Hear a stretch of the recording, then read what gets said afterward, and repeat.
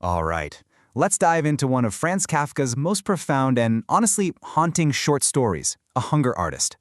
It's an incredible tale about what it means to be an artist, about public obsession, and what happens when the world you're performing for just completely misunderstands you. Right from the get-go, the whole story really boils down to this one powerful question. I mean, it's about a man whose entire life, his whole identity, is a public performance. So it forces us to ask, what's an artist, really, without an audience?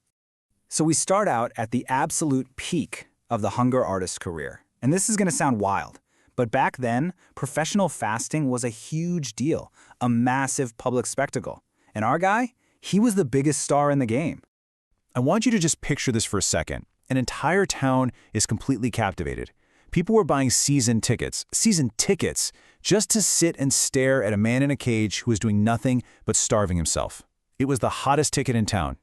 And of course, everyone saw the show a little differently. For the kids, it was just pure awe. For the adults, maybe it was more of a trendy, fashionable thing to go see. And get this, to make sure he wasn't sneaking any food, they hired local butchers of all people to be his permanent guards, watching him 24/7. Now this number, 40, is absolutely crucial. The artist was never ever allowed to fast for more than 40 days. And it had nothing to do with his health. Nope. It was a pure business move. His manager, the impresario, had figured out that the public's interest just sort of maxed out at the 40-day mark. Any longer and people would just get bored. And right here, this is the artist's real inner struggle. He truly believed his art was limitless. He was desperate to smash that 40-day record and show everyone what he could really do. But he was always stopped, not by his body, but by the audience's short attention span. His own artistic drive was completely at odds with the bottom line of show business. You see, the iron bars of his cage were one thing, but they were nothing, absolutely nothing, compared to the prison of being so deeply misunderstood. The world saw one thing, but the artist, he was living in a totally different and way more lonely reality. Here it is. This is the great, crushing irony of his life. Everyone looked at him and saw this suffering martyr, this hero making an unbelievable sacrifice.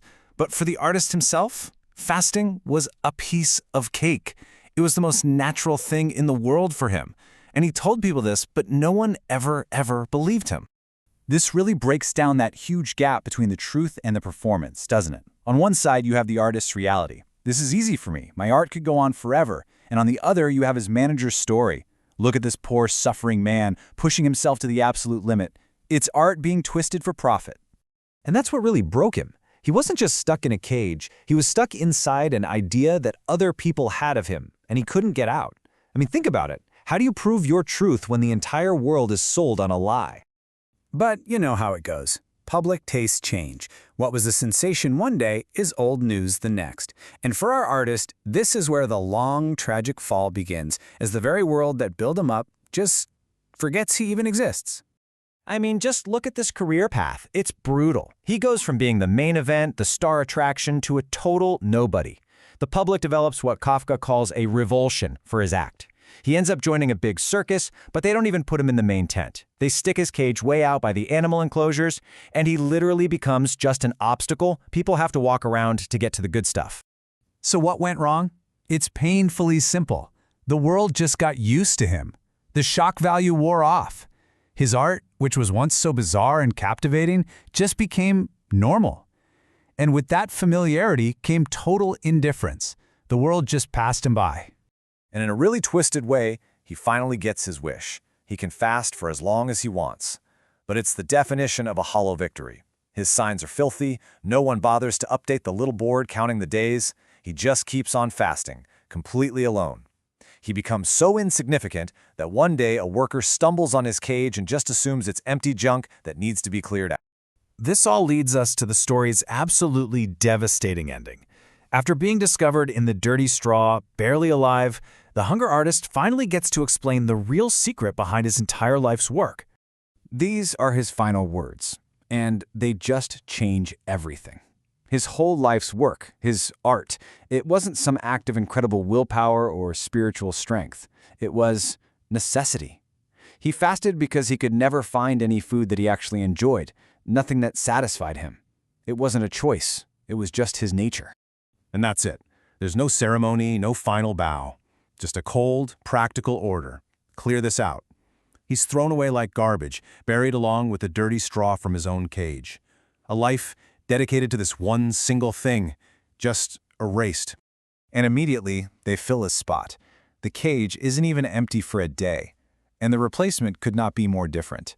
Into the very same cage where the artist wasted away, they put a powerful, energetic, young panther. The contrast here is just staggering. The artist was ignored. The panther is admired. The artist starved because he had to. The panther is fed exactly what it loves to eat. The artist was a prisoner of misunderstanding, but the panther, even inside the exact same cage, it just radiates freedom. And the crowd absolutely loves it. They are mesmerized by the panther's raw, unapologetic life force. This animal is everything the hunger artist wasn't.